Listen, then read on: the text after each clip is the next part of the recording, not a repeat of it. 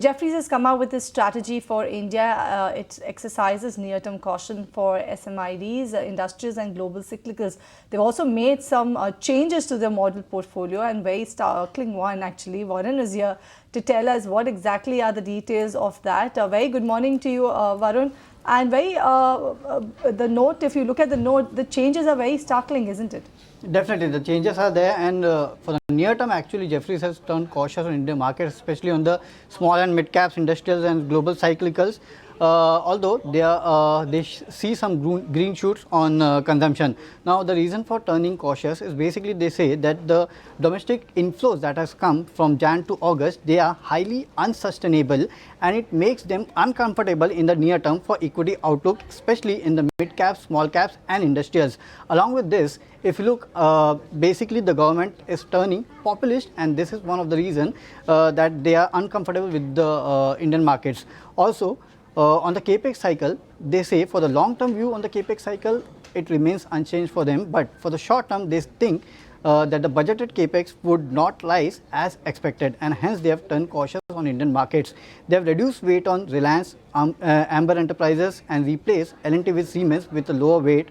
Also, they have added MK Pharma and Indigo in the model portfolio. They have increased weight on HDFC Bank, believe banking stocks are near the inflection points, and they are neutral on industrial and underweight on energy, overweight on telecoms, autos, and staples and power. So, basically, if you look, they have turned a bit cautious on Indian markets, and they say that there are some green shoots in consumption.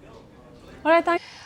The other stocks, of course, are going to be in focus, and we've been talking about, Jefferies as to how they've come out with their strategy note for India.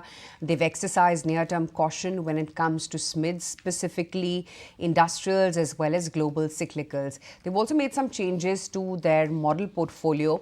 And interesting changes at that. They've reduced Reliance, Amber Enterprises, add on Indigo, on MK Pharma, and increase weight on HDFC Bank.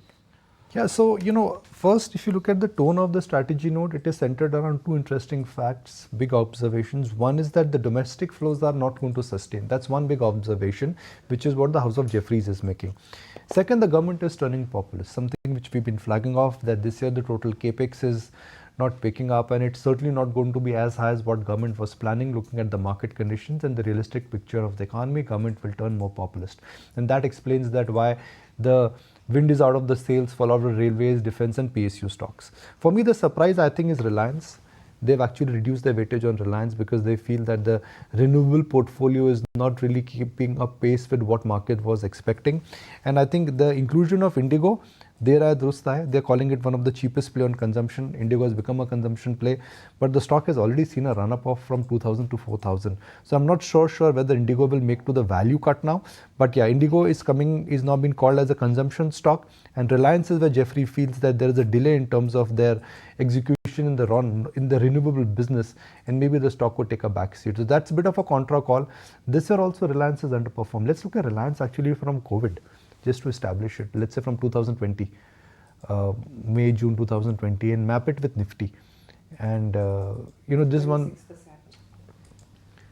No, it has to be more actually. It can't be 26%. I mean, how can it be 26%?